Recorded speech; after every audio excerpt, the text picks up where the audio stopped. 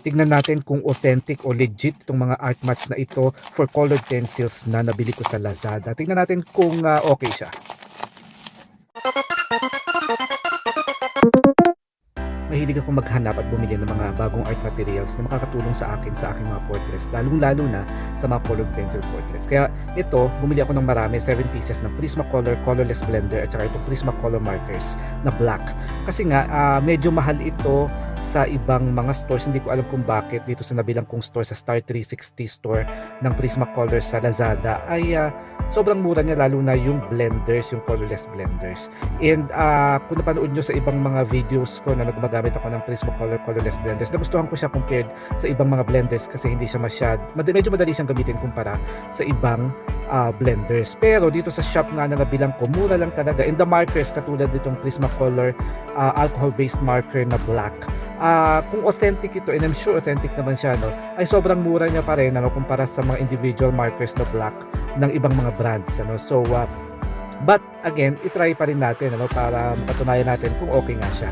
Actually, itong black alcohol based marker na ito ng Prismacolor or kahit na anong brands pa, ginagamit ko talaga siya sa mga very very dark shadows. And dito sa sample na gagawin natin, gagamit tayo ng Strathmore colored pencil paper para tamang-tama yung tooth o yung texture ng paper. So itatry natin, ano, nakita nyo nilagay ko na yung marker doon sa pinaka darkest shadows sa left side kasi gagawa tayo ng parang skin tone dito sa sphere na ito bilang sample, ano, para makita natin kung authentic naman itong ating binili na marker at saka colorless blender. Kasi the last time na bumili ako, 100 pesos, 100 plus ang isa noong colorless blender sa isang shop. Pero dito hindi ko alam na meron pala dun sa Star 360 na shop na colorless blender na 49 pesos lang. Itong nakita nyo na sa wooden pencil na ito ay 49 pesos lang siya, no, kapresyo lang din ng colored pencil. And then itong marker is 139.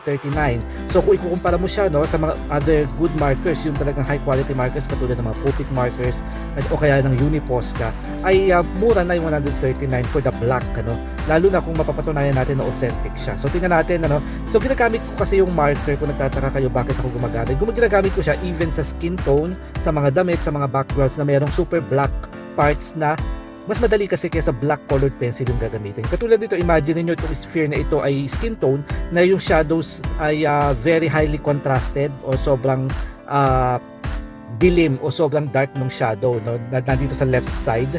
Yan yung ginamitan ko nitong Prismacolor marker. Makikita nyo kung paano siya magsasama-sama, no. Now I'm using Prismacolor dito, colored pencil sa ating skin tone.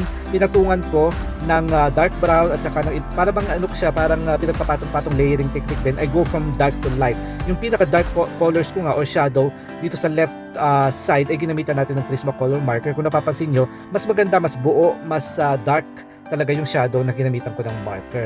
So makikita nyo sa mga susunod kong tutorial sa actual portrait kung paano ginagamit ang marker para sa skin tone, ano, para sa super dark shadows. Pero kung napapansin nyo, pinapatungan ko rin ng lalo na ng dark brown, ano, yung marker para mas mukhang natural, ano, hindi naman siya talagang pitch black.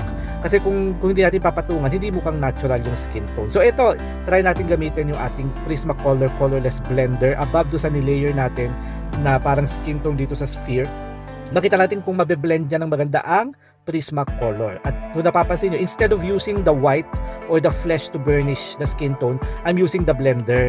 So para matipid ko na rin yung white, and at the same time makita natin kung maganda naman siyang magbe-blend. At napapansin ko, no, sa unang pagbe-blend natin ay talagang maganda yung kinalabasan ng ating sphere na parang skin tone, ano, maganda yung marker, no, ang ganda nung nagawa niyang darkness, no, yung talagang contrast ay lumabas. So talagang parang humubog talaga yung ating sphere because we went nga from dark to light. And now, titignan natin kung makakapagdagdag pa tayo ng mga tones o makakapag-correct pa tayo above the blended surface dito sa ating Prismacolor colorless blender.